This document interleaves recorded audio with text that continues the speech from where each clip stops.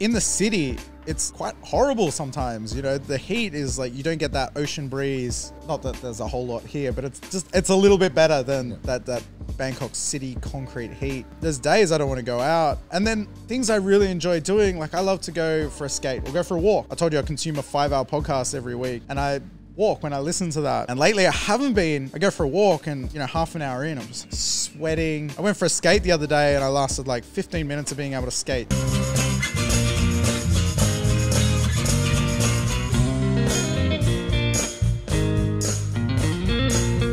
Okay, welcome to the Fruiting Body Podcast. This is with our first guest in the brand new studio. We got Keis One, Adam Jones, making a three-peat. Hey, Tim Newton, he's tied 3-3. Who's going to be the fourth? So, we're going to tell you a little bit what you can expect from this podcast. We're talking everything Thailand. I'm talking about going back and revisiting Adam's life and what he's been doing up to this day since the last episode. I think we were talking about nipple blockers. That came up. I don't know how that came up, but that came up. Yeah, I think nipple blockers as well. Some grumpy old men. We were definitely being grumpy old men. No, we're not the grumpy old men. There are grumpy old men. So clearly this is shot after the podcast. We've had probably 4 or 5 beers. That's good. I think we were also chatting a little bit about the heat in Thailand and what to expect.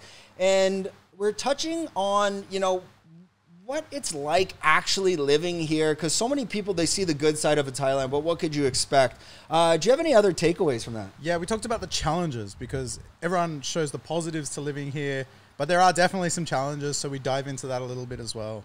Perfect. So we're going to have some more beers at Bangkok Beach. And without further ado, don't forget to like, subscribe, hit that bell, and let's get this started. Yeah, I wasn't sure. I never know, you know, where you're going to be, where you're going to want to be in years down the line.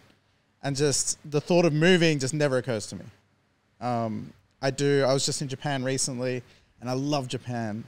And it seems like everywhere I go, there's things that I really love, but then there's things I miss about Thailand, or there's things missing. You know, I love Japan, but it's really hard to meet people there and sort of integrate. The only other place that I would like to live is Korea, where I lived for a couple of years. And a reason I haven't been back there is I'm almost scared to go back, in that, like, if I get there, that was very much home for me. So, and I'm kind of nervous that if I go back there, I'm going to be like, oh, this is where I want to live. And then I don't want to live in Thailand anymore. And I got a life here and friends and everything now. So, yeah, but it's hard too. Like, everywhere you live, you always live at a certain place at a different age, and you're a different person. And then when you go back there, you try to recapture that experience, 100%. And it's not there. That's also a concern, because I have all these like great fond memories and everything. And I'm like, what if I go back and it's not the same? You know, I'm a very different person to then. You know, I was younger and single and like partying all the time, and all my friends were also into that. Like, we'd all into music. We'd go out partying and go to like live music and stuff. But now, like, 2 of my closest friends, like, they're married now. Yeah. Got kids on the way, sort of thing. So, and if I go back, like, I don't know if that's the road I want to go down. So, no, look, in a long-winded way of answering your question, I love Thailand. It's very much home for me. The heat's almost a deal breaker this week. Yeah, we were talking about that, and we discussed, we're going to chat about that on the podcast, because I think everyone in Thailand's feeling it. I mean, if this continues, like, we're talking like it's 38 to 40 every day. Yeah, and that feels like 44, 46. Right. I mean, there has to be, I was even talking to my girlfriend, I'm like, if it's like this and it just doesn't stop, like, you can't live here, because you can't do anything from like 11 to 5. It's just too hot. Like, yeah. Even today, we're like, okay, we'll go to the beach, but like, I guarantee there won't be anyone there. It's just too hot. So you said Bangkok was crazy hot. What are your thoughts on that? Like, if this doesn't go away, these heat waves. That's really tough. And because, like, you have the beach, which is a really nice thing. You got a pool here, which is great. In the city, it's quite horrible sometimes. You know, the heat is like, you don't get that ocean breeze. Not that there's a whole lot here, but it's a little bit better than that Bangkok city concrete heat.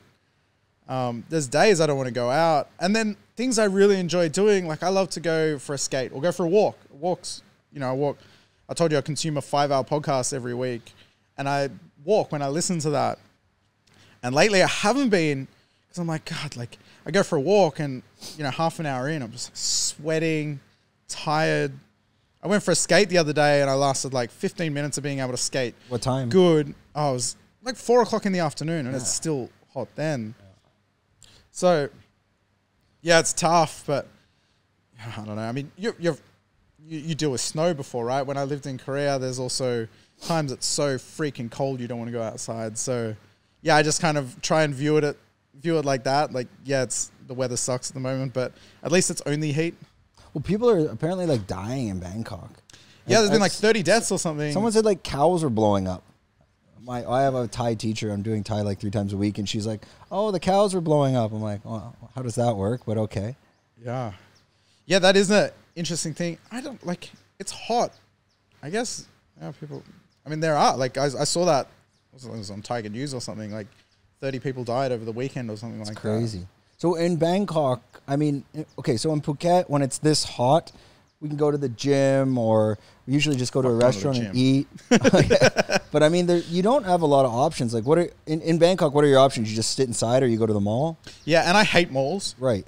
I'm not, like, so many people do that. They just hang out in malls. I can't stand malls. I only go there if, like, I go to a mall if I'm going to movies or if there's, like, a restaurant that I really want to go to in there. But sometimes you need to get out of the heat as well. But no, I'm not a person to hang out in malls at all. So, yeah, it is challenging. I just suck it up and just go out and still go do my thing and walk around. But it is, like, unpleasantly hot sometimes. Yeah, I mean, people coming from Australia or Canada, it's that lifestyle. Like, you have the whole day outside if you want from sunrise to sunset. But Thailand, it's getting less and less. Like you said, with skating at 4 p.m. Even for us, like, we would walk the dog at 4:30. Like, we have to wait till 5:30 now. Like, it's too hot. It's too hot for the dog. Even then, yeah. It's a dilemma, and like, and you don't want to just sit in aircon all day either. So anyone looking to like move here, I think it's actually becoming a serious problem. As long as this goes away, some of the people were saying it's only going to last another like month. I feel like it's been a month already, at least, right? Yeah. Oh, and I was telling you before, like, I have friends that I'm golfing with here. They've been here 30 years, and all of them are like, I've never felt this heat. Some of them are getting heat stroke on the golf course, and they're riding carts around. They're like, and they're even saying like, I don't know what to do. Like, do I just go back to Europe for a month? Like, this is it's not even livable, and it's dangerous. Yeah. You know what I've noticed? I've been drinking more, and I don't know if this is like a heat thing or whatever, but just if I've been out on those like big walks all day, I'm like really craving a beer at the end of the day. Yeah.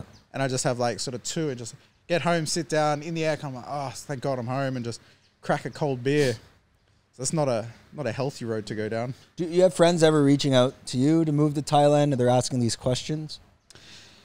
Not around the weather, you know, and I think that's a really overlooked thing. You know, especially when I am recommending people to move out here, I'm like, yeah, you know, these are all the positives, and straight off the bat, I don't think of that many negatives, but the heat is one that I just sort of overlook sometimes. Yeah, I mean, especially now. So we're planning that. Let's see how it goes another month, and if it's like this, I think next year you're gonna have to think about it. What I think is gonna happen though, this crazy heat, we have to expect massive storms coming. And if you remember, like, remember 2 years ago when Phuket like completely flooded? Yeah, flooded, yeah. I wouldn't be surprised if that happens this summer, just because of this heat. Well, like Bangkok, we get more heat, but we don't get the rain as savagely as down here. I always see, like, you know, you get those like flash floods where it's just like pissing down. We get hard rain in Bangkok, but it's like it'll last an hour and that's it. Whereas I've been here before in wet season, and there's some days it just like pisses down all day. You're like, how is there this much water in the sky? Like, it's amazing. It just does not, relentless. And it's here, especially Phuket, because the mountains, they're basically dirt hills. Like, there's no structure, there's no rock, so they just fall, they collapse. Oh yeah, the last time I was here, they just had that big landslide. Yeah. I remember that. Yeah. Yeah, it's been crazy. When you're talking to, like, say, older friends from Australia back home, and especially at our age, do you find those relationships you just start to disconnect? Not in like a negative way, but it's just like more, it's naturally you're disconnecting because you're becoming two different people completely. And maybe there's a side where you think those people, they don't even want to see your life. It's like there's some resentment there. Yeah, 100%. I noticed that really early on. So I moved abroad 6 or 7 years ago now. And at first, like, it was really hard. I was losing things in common with these old friends. And then it seemed like even more like friends of mine were starting to have kids and get married and stuff. And I was just like all about traveling and moving around and trying to be as free as possible. And yeah, there was less and less similarities. And I think the resentment thing's quite funny. Like I do think I had a lot of people try and talk me out of the move and talk me out of like throwing away a career that I had on I had no plan when I moved overseas. I didn't have like this is what I'm going to do and I'm going to end up being a YouTuber. Like I sort of, I don't want to say I fell into it because it was something that I did want to do, but it took a long time to do that. And yeah, it's just interesting to see now that I've sort of fallen on my feet and doing really well. Yeah, I do feel a little bit of that resentment. Yeah, but do you find there's that style of like pre-COVID where it's like, oh, what are you doing? What's out there? And I find like after COVID, people are like, oh fuck, maybe he did make the right decision. Oh yeah. But like they'll never say that. It's just like I think I think COVID basically confirmed the Western world's fucked. Like it was the nail in the coffin. And the fact that like I think Southeast Asia is the safest place to be. Where else would you want to really be if you're going to be abroad? Southeast Asia is extremely safe. Like I'm sure you can touch on that in Bangkok. You can probably walk down any road in a dangerous area, nothing would happen. Well, there is no dangerous area. That's just the thing. Like just a couple of weeks ago, I went through like a poorer community. I hate to use that word. Just like it's impoverished. Yeah. Basically, some of it's informal. It's this really weird dynamic of a suburb that I went through, and there's like informal housing, there's bigger housing and everything, but it's a poorer area, and a lot of people working there on like living there on minimum wage or not working at all. And I didn't feel unsafe for a second.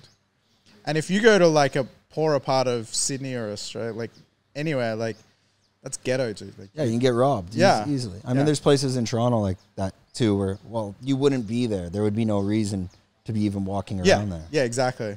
But I mean, Thailand, I mean, what's the place? Is it Klong Toi? Klong Toi, yeah. This is the more impoverished area of Bangkok, but it's not that dangerous. No, not at all. And it's got like a gnarly reputation. Everyone does it as like, you know, Thailand's worst slum or Asia's worst slum or whatever. And it's not. The people there are lovely. I've never felt unsafe. I carry around everything with me. I've always got my wallet with my credit cards. Usually got a camera in my hand. And have you done a video specific to that area before? Yeah, I've done a few. Yeah. To try and break down that stereotype and tell people that, you know, I love this country and I don't ever feel unsafe. You got more chance of getting in trouble with like a foreigner here, I think. Right. Yeah. The only times I've ever seen fights are between like, it's usually between like two foreigners or whatever. Okay, we're back. This is what happens when you're drinking beers on a podcast. Right. I wonder, does YouTube, like, would they demonetize this? Like, can the algorithm like grab this beer and me sipping it, and like I feel like AI would people know it's a beer. There was a thing I've heard people say like you can't show beer labels in Thailand or whatever. Okay, but like I always do. Like it's not against any terms and conditions of anything. And they wouldn't like demonetize your video or it doesn't perform well. No, it's not. It's heading in that direction, but it's not that sort of woke yet. I do worry about like all the censorships and stuff. I put out a documentary. It was a real informative video about motorcycle street racing here, and it got like demonetized, age restricted. Like anyone under 18 can't even see the video, so it stops recommending it basically. And you're just adding value. Yeah, and it was purely educational, and I talk about the dangers and the statistics of people, you know, injuring themselves. But they said like, you know, I tried to appeal it or whatever because the video was blowing up. It was going to go viral. It got like 100,000 views straight up, and it was going to take off. And they're like, oh, it's, I don't know, if kids see it, they might want to replicate that. It's like, fuck, the world is dangerous. You know, like, there's no point where I'm like, look how cool these people are. But all those like videos back in the day on Vice has gone soft. I don't know what happened to Vice. Well, I imagine they're having the same issues, right? They had awesome videos like 5 years ago, 6 years ago. There's a really cool video on Vice did. I think Vice went liberal or something. It's completely changed. But there's a good Vice documentary of where they take the Yabba heads. It's like a monastery outside of Bangkok, and they're doing the puking and everything. It's like, it's amazing. Showing them like all these cracked out Yabba guys, and like this is the spot you take them. But that type of content, like 5 years ago, like that wouldn't have been demonetized because I saw it. Yeah. So and I love Vice documentaries. That's kind of the the line I want to go down is a mix between, because I've been doing these like documentary style videos lately, and I want to go down and being like halfway between what I do now and like vlogs and a Vice documentary. And like I've got this one, and I'm just trying to like go through all the legalities at the moment to make sure I don't get demonetized.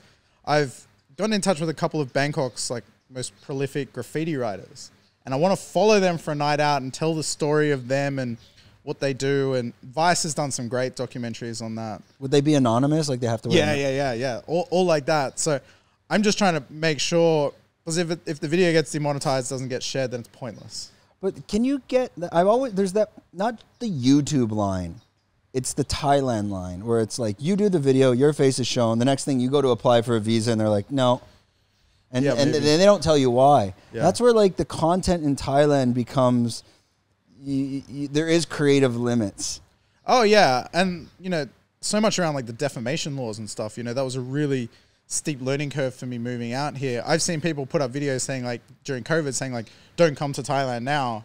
And then like a couple of days later, those videos are gone. It's like, ooh, did something happen there? Well, yeah, I'll talk about this briefly and I won't even go into it because you can get in trouble for it. But it's like, there's that lady that documented the murders at Koh Tao. She's banned from Thailand. She wrote a book. And even she reached out. I connected Pete from Irish Times to her. You know. Yeah, no, okay. And even because she was in Ireland or the UK, so she could actually come on a show. And then like I was back and forth with Pete, and then he was like, I can't, because if I bring her on, tell her story, what happens to me next time I fly here? Yeah. So like there is a fine line in Thailand when you're going through your creative process. Do you hit a lot of barriers where you're like, fuck, I can't do that? Yeah, and even just like day-to-day things that I don't expect, like I'll go eat somewhere and it's shit, and I want to be like, oh, that lunch, like I just don't want to talk about. So it's just, you know, you can't say, don't go here, or even like when I was saying before about like Patong being overpriced, like there is a time of year I think it's not that great here, but you can't talk about all that. Like you're saying, if you go and make a video in Bangkok and say, don't eat here, how do you not know the owner's brother-in-law is some cracked out Yabba head that follows you now, and the next time you're going on your walk, hits you in the fucking leg with a bat? Yeah, or like, you know, but I mean, someone that watches works at immigration, and then next time I'm trying to renew my visa, they're like, and that's his relative. This fucking guy. Or that's his relative. Exactly, yeah. Right? But I mean, but that's the difference. Canada, US, Australia, you can do that. Yes. But this is still the Wild West. No, 100%. And it's a really interesting thing, having that freedom of speech back home. You know, if you're in a situation where something was shit, you can be like, this sucks. And this sucks because the government's policies are blah, blah, blah, blah, blah. Like, you wouldn't even dream of doing that here, right? Like, that's the end of you. You're done after that. Yeah, and to be honest here, I don't mind Thailand in that sense. I like a little bit of corruption. Yeah. I like the fact that, like, I remember the other day, this, like, cop pulled me over, and I didn't have a helmet, and we were moving house, and I had like steak in my motorbike seat. And I'm learning Thai just for this, and I know how to get out of it. Like there's a way you can say, you basically say I'm not a shitty tourist. So in Thai you say, my chai farang kinok. Farang and kinok is like shitbird. Yeah. I'm like, my chai farang kinok, and he's like, oh, you live here? I'm like, yeah, I live here. Do you have a Thai license? No, I had nothing. That's like a get out of jail free card. Nothing. And he's like, you have a helmet? I'm like, no, I'm from Utini Jepi Lao. He's like, okay. He's like, okay, go to the bathroom, wait 5 minutes, and go home. I go, okay. And I know why he said that, because all the foreigners were paying the fines. He's like, I don't want to show preferential treatment. Yeah. So Thailand, it has... There's loopholes to it. The one thing you can't do, and I always watch Farangs do this, is don't fucking yell at them. Oh, yeah. I had my buddy the other day. He got a ticket for insurance. Maybe he's watching this. And I'm like, oh, that guy's a dick, and he did that. And I yelled at him. I'm like, yeah, that's really going to get you out of that. And boom, he'll give you the max fine. Yeah. Every time I see, it's someone being an idiot, like I follow a couple of pages on Instagram. You probably follow the same ones. And like, there'll just be a guy like kicking off at a motorbike taxi guy. It's like, oh, you're about to get yourself in a world of trouble. And yeah, don't kick off, don't yell. Was that in Phuket? Those two Kiwi guys, the New Zealanders, That was like tried to take the cop's gun. Did you see that? Yeah, yeah, that was Phuket. That was by the Chalong circle. Yeah, I wonder what happened to them. You never heard that story after that? No, but like, yeah. I mean, people do really stupid things here. Well, they're drunk. Phuket people are driving around drunk on the motorbike, and you know, some cop pulls you over and you didn't do anything or whatnot, and they want money. You get pissed off. I guess like people get irritated at the fact like, and I've been in this situation myself. You know, I'll get stopped and I get my like registration papers checked and my license checked. And they're like, you know, looking for something, and this Thai guy's cruising past with no helmet on, and you're like, what about that guy? And I think that's the root of that, like that New Zealand incident was like, and I've seen so many others as well on social media of like, yeah, guys being like, well, what about the local person or whatever? But yeah. Yeah, but I mean, at the end of the day, it's like, okay, well, you've had 8 beers, so in your country, do you want to go to jail right now? Because I'm just going to give me 500 baht and keep going. This is a huge thing for me is like people, you don't behave like this back home, so don't bring that shit here, right? Like you see people like riding like a maniac drunk with no helmet. It's like, would you do that back home? No, like I lost it at a guy just recently in Bangkok. He was like riding down the sidewalk on like a fucking Ducati 1000. And I'm like, what the fuck are you doing? Like, no helmet. He's like in the middle of the sidewalk. Foreigner, yeah. I wouldn't yell at a Thai guy. Like, foreigner. I'm like, what the fuck are you doing? And he's like, oh, the traffic. I'm like, get the fuck on the road. Yeah. Like, you're in a Ducati 1000. Like, fuck off. You know, like, you don't behave like that. You wouldn't get on that bike with no helmet back home. You wouldn't behave like that. And in a way, because, like, you lived here for a while, they kind of represent us all, right? Like, one always seems to be an Australian. I always see like an Australian doing dumb shit. I was in a restaurant in Pattaya, and there was this Aussie guy just kicking off because they wouldn't let him in with no shirt on. And it's like nighttime in a nice restaurant. And he's like, I don't want to wear a fucking shirt. And I'm just like, I went up to him, I'm like, bro, what are you doing? Like, stop it. You're making us all look bad here. Yeah. What did he say? He's like, funnily, you know, he knew me. He was a subscriber. Did he unsubscribe? This maybe, yeah. I'm like, guys, is this my demographic? But, no, like in the end, he was all right, but he was just like really just like kicking off and being really obnoxious in this restaurant. And as an Australian as well, I'm like, dude, stop it. Stop it. Well, that's the thing. Then it puts like that image on the other Farangs here. I think there's a certain point when you've been here 3 years, so you're passing that mark where we all become a little sour, but not in the, it's a different way. It's more, you can spot a green person. Oh, yeah. Green meaning like that guy has just arrived. You can usually tell he's got like a rinky-dink helmet on his bike and his posture is this. And you're like, you just arrived in Thailand. So it's like you start to get this like, would it be like this superiority complex? We're like, I've been here 5 years. Who's this guy? That's why I think, because I'm really interested why people become these like grumpy old men here, right? And you look on like Facebook groups or whatever, and it's a fucking cesspool like of people. And every time I get like these like troll comments, just like a grumpy old man comment, it always starts with, I moved here in XYZ. Like, I've been living here for this many years. I moved here in 1997.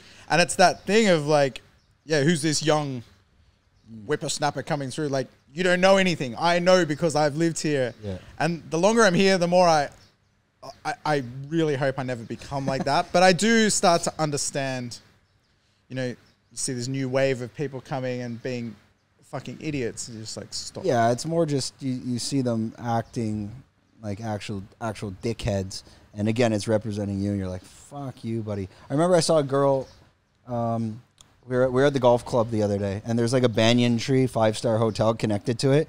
This girl is literally like, first of all, she's fat, and she's just wearing a bikini walking through a golf club. Golf clubs have a certain level of respect. And then like even the guy I'm sitting with, he's like, what the fuck are you doing? Like, this is not a beach resort. There was chicks sunbathing topless at Chiang Mai they put towels down by the gate. The gate? With the grass. The grass along the gate. They put towels down and they're like tanning their titties there. And it made news. It was like in the paper and everything. It's like, what are you doing? That's crazy, man. I've seen guys in like, whatever you call them, budgie smugglers. You know them, like Speedos. I think it was here at everything seems to happen here in Phuket. I think it was at Phuket Airport, and they're just wearing like flip flops and budgie smugglers walking through the airport in Phuket. Yeah, I think people kind of they get into that vacation mode, and they just think like the whole island's a beach. I mean, I even had that when I lived in Taiwan. I had someone, a foreigner girl, come up to me and yell at me, but I actually wasn't doing anything that wrong. I had a shirt off and I was jogging around like. If you're jogging, that's all right. That's the only time I was jogging. Okay. Yeah. She's like, you have to wear shirts here. I'm like, that guy is not wearing a shirt. Jogging, you get a path. I see guys in Thailand just walking down in Bangkok, walking down Sukhumvit Road with no shirt. I'm like, the fuck are you doing, bro? Yeah. It's a city. There is no beach for 2 hours in any direction. Like, calm down. But that's like, I only just recently learned it's illegal for girls to not wear a bra here, or those like nipple tape things. I don't know if we can talk about this. Really? If this is getting weird. But so like, you have to wear underwear in Thailand, right? Do you know that law? Mm. There's all these weird laws I've been learning about because I'm like, there's a cool video idea here somewhere. So in Thailand, you have to wear underwear. And what that counts is like, the chicks will wear those like nipple tape things. It's because like, it's somewhat illegal to have your nipples showing through your nipples shirt. erect. Yeah, showing through a shirt. Really? Random facts you didn't need to know. But you have to wear a bra. You can't wear you can wear the nipple tape. Yeah. That counts as like covering up. Yeah. So well, yeah. I mean, you can't be just having your nipples hanging out. It's a shame. It's a shame. Well, I thought no. I don't know how we got there, but so you're sitting in a park, and was it like a live stream? No, it's just like a Q&A vid. I like to do them from how do you get the questions? So I just put a post up on Instagram and a post up on my community tab on YouTube, and I just said, if there's anything you want to know about life in Thailand, leave a question they put it all in the comments. Yeah, and then you go through them all. That's right. I don't do them all. I just pick out a few good ones. How many questions do you end up getting? I think I did 7 or 8. But I mean, how many comments do you get? Quite a lot, like 50 or something to sort through. And what kind of questions? Like, what are people asking? I did about 10 questions. So ones of just like, how has Thailand changed? What do you miss from back home? What are things you hate about Thailand? People want to know. And I think a lot of people that watch, they think about moving out here or they live out here already. And they want to know, what are the hurdles? Because everyone, talks about all the great things. And that's really obvious. Like, everyone knows the great things about coming here. That's why everyone comes here all the time. But people, I think, also want to know, like, what are the challenges? What are the things that make life difficult or that you don't like? Things that they can't foresee and they don't want to shock. That's right, yeah. Because, like, I'm not going to make a whole video talking about the things I don't like. But I think that's the experience traveling and living abroad. I actually don't want to know that stuff. You kind of want to figure it out, unless it's something detrimental. Look, the thing was a question of what do I wish I had from back home that I don't have here. My answer was like a genuine day-to-day frustration of mine is that like nothing is streamlined here, right? Like, so my train card that works on the BTS doesn't work on the subway, and then I can't use my Thai QR code in 7-Eleven, so I have to have another card for that. And then there's a 200 baht minimum, so I need to use I need to have cash as well.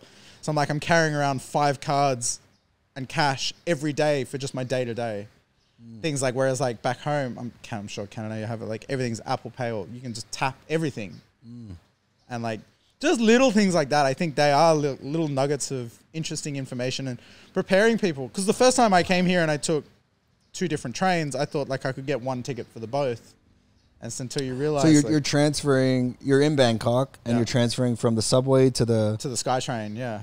I don't even know what BTS to the MRT, or what's the difference?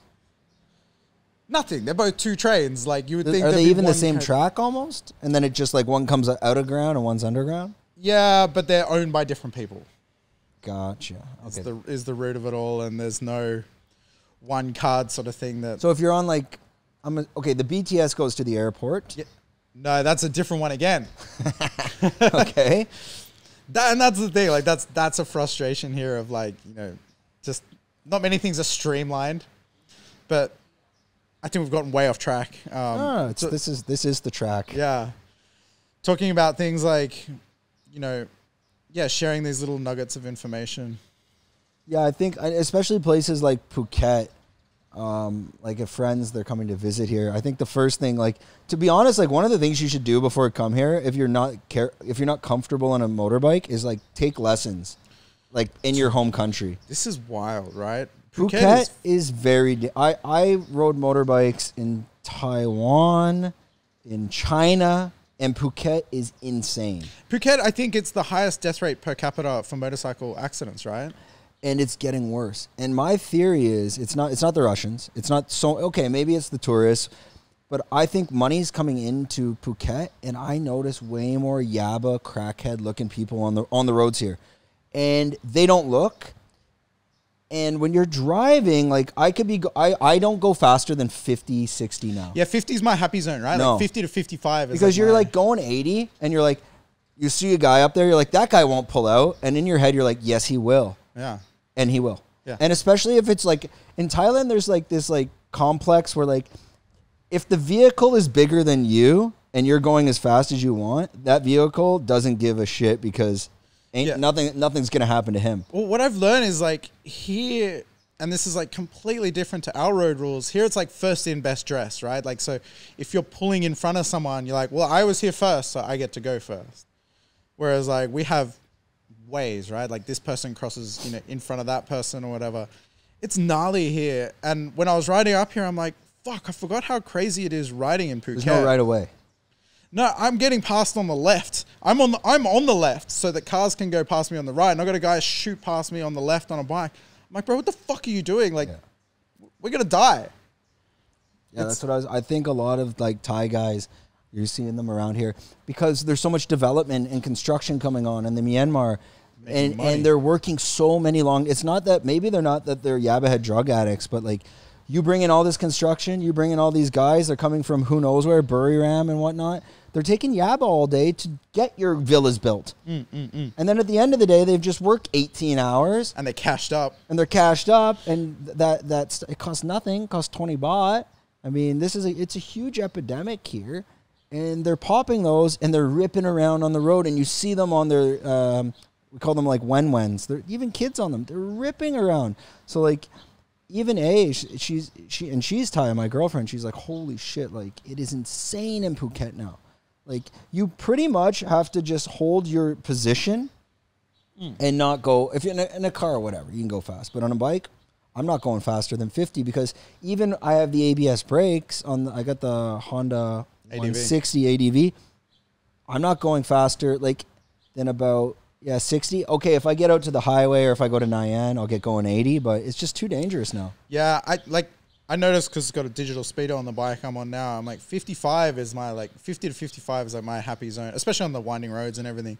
But like, this dude's just fucking ripping. And the minibus drivers, dude, like they are wild. They're passing me in places. I'm like, dude, there's no room for both of us here, but you're going through. Like, there's no choice. I think everyone's on Yabba because they're all like now you got more minivans, more tourism, more buses. I mean, these guys are working like 10-hour days. So in like Isan, I know like methamphetamines like Yabba and all that is a real issue there.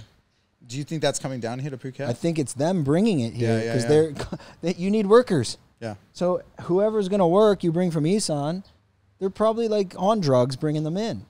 I've noticed it, and I've talked to other people on the roads. It just everything feels different because I've been here 8 years, and this road you would have came in on before sounded like back in my day. But like I lived here since 1990. But these gas stations weren't here, and you had to go slow because there was buffalo crossing, and now this is like a proper like little mini highway here. Well, you also get sand on the road here is something I noticed. I don't know where and like random fucking like whatever they are, pine cones and sticks and leaves. And I think it's the construction dump trucks. Oh right, that makes sense. Because they're building so much here, and it's getting crazy. That's why we're lucky they're building here, and after that, we're pretty much done. But these guys over here, it's crazy. They're cutting concrete, and when you cut concrete, you're supposed to lay water on the concrete so the dust doesn't go everywhere. We went over, we're like, guys, can you just? I get it. Cut your concrete. Have buckets of water. You splash it and you cut it. Okay, they did it for one day. The next day. We have the maid here. If the maid's not here, the whole house, like my floor, you can go like that. Just concrete dust. How long is that project going to take next door, you think? Apparently they've been there for 2 years. So I'm thinking another year. It's okay. It's not loud. that's the fascinating thing here. They either move really fast or really slow. Like I've seen a building get, like in Bangkok, I've seen a building get knocked down in like a day, and then it seemed like a month later there's like a whole fucking building there. And then others, like I got a mate getting some like simple renovations done on his house at the moment down in Pattaya. It's been months of just like stuff like, yeah, they could knock this out in a week. It's been months. Is he getting pissed off or? Yeah, of course. That like there's the Thai hurdles, right? So unfortunately, you know, they had a death in the family, so they were had to go back to Isan to visit a funeral. Then they came back, and then there was something happened. Oh, then it was Songkran, and then they back to work, and then something else happened back home, sick buffalo, whatever it is, and back to Isan to like sort that out. And it's just like, dude, the killer is like they're renting another place while the renovation's getting done there. So it's like they're paying double. It's like, dude, just get it done. You spend a lot of time in Pattaya, like. Yeah. So is that kind of your side home to Bangkok, or why wouldn't you just live there instead? Oh, I don't love Pattaya at all. You know, like for me, I love the beach. I grew up on the water, and there's something really calming about being by the water for me. But I love cities, and cities energize me and fuel me. So that's what Bangkok does. Like Bangkok has this energy. Like I get back there from anywhere, and I'm just like, all right, let's go. Like it's time to hustle, time to grind. Do you think it's because of the unlimited possibilities to discover new things? And then, like, for example, we're in Phuket, and maybe we go out. We're probably just going back to. There is nothing. No surprises. There's no surprises. Yeah, 100%. I think that's a huge part of it. There's just a great energy. The building that I live in, everyone works. They're all like workers. So people are, you know, it's almost like an Asian version of New York. Right? Like everyone's grinding, everyone's like on a mission, and I feel that energy. Whereas like Pattaya, everyone's kind of retired or chilling or doing their thing. I love to go there to unwind and just spend like 2 days. In Pattaya? Yeah, I actually go Jomtien, the next beach down. But like, I just love to go spend a couple of days by the beach, chill, swimming, enjoying, get out of the city. And the only reason I go to Pattaya is just close. It's an hour and a half away. If Phuket was an hour and a half away, I'd come here. You know, you've got much better beaches. We were thinking even moving to Pattaya. I think the problem with Pattaya is there's no airport. So if there's a domestic one, isn't there? I don't think so. I think there's a military one. Oh yeah, there is. It's the same with Hua Hin, which it doesn't make sense to me in Thailand. I'm in Phuket, right? Why can I not fly to Hua Hin? If I live in Phuket, I will never go to Hua Hin. Am I driving 9 hours? Yeah. Am I flying to Bangkok and driving? Yeah. And the golf is so cheap there. And it's the same thing with Pattaya. Like, I have a feeling Phuket Airport has done that on purpose. And I wouldn't be surprised because... some of these airports are privately owned, right? Well, think about it. You're the Phuket Airport. Why would you want flights to Hua Hin and Pattaya? That just means people are going to leave person, Phuket. Instead of coming for 10 days, he might come for 3. Yeah. But I think when they build the Phang Nga Airport, you're going to get a Hua Hin and Pattaya because now it changes. Or even just like good fast boats. You know, the last time I was here, I went from here to Krabi. On the boat? On the boat. Yeah, that's okay. You cannot. How would you get from here on a boat? Okay, no. But there used to be a ferry from Pattaya to Hua Hin. Okay. So that's a cool option. That's got to be 4 or 5 hours. Yeah, I think it was like a 4-hour It's not bad. trip. But then, like, there's the possibility of getting a better boat. I think my Krabi trip was like a couple hours. Well, no, there's a ferry, here, from here to Krabi, an hour and a half. Yeah. Because here to PP is about 2. It's weird how it's positioned, but apparently there's a ferry from Koh Samui or Koh Phangan to Pattaya, but it's like 12 hours. Oh, that's not fun. Yeah, I mean, and that's the point. Like, why aren't we connecting all these places? Yeah, into Thailand travel is really difficult, right? But no, but I mean, okay, so I'm in Phuket, yeah? Okay, I can fly to Chiang Mai. I'm in Bangkok, I can fly anywhere. Yeah, why can't they just have those little small planes Why aren't we connecting all the tour spots? It doesn't make sense. And I think it's because they know that, hey, if you open that up, you lose, this province loses the money. Yeah. And then there's buses that go to Pattaya from the airport. So I imagine there's some kind of incentive there as well. Fly everyone into Bangkok, send them on the bus down to Pattaya. Yeah, I've never even been to Pattaya. But she was talking, because there's like 20 golf courses there. It's much cheaper. Your dollar They've got goes world-class way... golf courses, right? Yeah, but like this villa is very expensive. Like your dollar goes way further in Pattaya. Oh, way further than Phuket. I think Phuket's the most expensive part of Thailand, right? For sure. It's insane. But it's good for investment, because if our goal is like we buy this, and then if I can get the next one out, I won't stay in Phuket. I'll rent these out. Well, that's a fascinating thing. I think, looking at investments, I know in Bangkok, like buying property isn't always the greatest investment. It is if you go super long term, but like condos and stuff like depreciate in Bangkok. Yeah.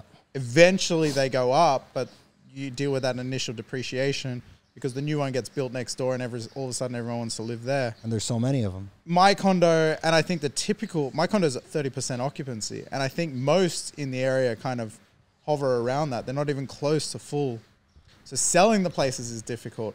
But I think in Phuket, the demand's only going to go up. You have this similar thing here to back home, right? Where like property always goes up because the demand is there. Would you have I thought you have a girlfriend now? That's would you plan to buy in Thailand at one point? Is this, or what's on the menu next? Yeah, I think at some stage further down the line. But I think I wanted to, if I bought, I want to buy a house, and I'd probably want to do it somewhere near the beach. Phuket's expensive. I think maybe Pattaya, like Jomtien area, but not yet. I still want to enjoy being in the city and keep, grinding away and pushing where I am now. I'm really scared I get complacent. If I was just chilling in a villa down by the beach, like I'm worried I'll lose that fire. But at the moment, I've got like a real fire burning. And you do. Living in Phuket, you do. And mostly because of the heat, like we were discussing. We're here. It's so easy to just like walk out your door, jump in the pool, and not go out and look for a story. Well, you don't start traveling around as much. I've been on every road in this island backwards, let's say, figure of speech. But it's like when I would go out, like one of my pastimes, let's say when I first got here, for at least the past 6 years, I would just go to the most remote places, like on the East Coast. And I would be like, where does that road go? Okay, there's dogs about to kill me. Time to turn around. But I would just go and get lost to the point where like I've navigated the back roads. And actually, out on the East Coast, there's amazing there's mountain spots you can drive through. No one knows about them. But then again, after 8 years, you're like, oh, that place is gorgeous, but I've seen it 6 times now. Yeah. That's the great thing about Bangkok is like I barely even scratched the surface. Yeah. All right, should we wrap this up? Good. Okay. They're keen to wrap up. Yeah. I think that's probably about an hour. All right. This is another episode of the Fruiting Body podcast. Obviously, Adam's here. Keis One. We've had a few beers as he does. This is his 3rd podcast, so I'm pretty sure him and Tim Newton are neck and neck, 3 for 3. Oh. Who's going to be the first 4? We're not talking a 1-peat. We're not talking a 2-peat. We're not talking a 3-peat. We're talking a minimum 4-peat. We're looking for that. I'll be back. I love these. I love it. He'll be back, and he might. I don't know. This is a shout out to Tim. Hey, who's going to get the first 4th appearance? Adam or Tim Newton? Is Tim on the Fruiting Body team? Tim? No, he's not yet. I tried to get him on. Okay, we're out.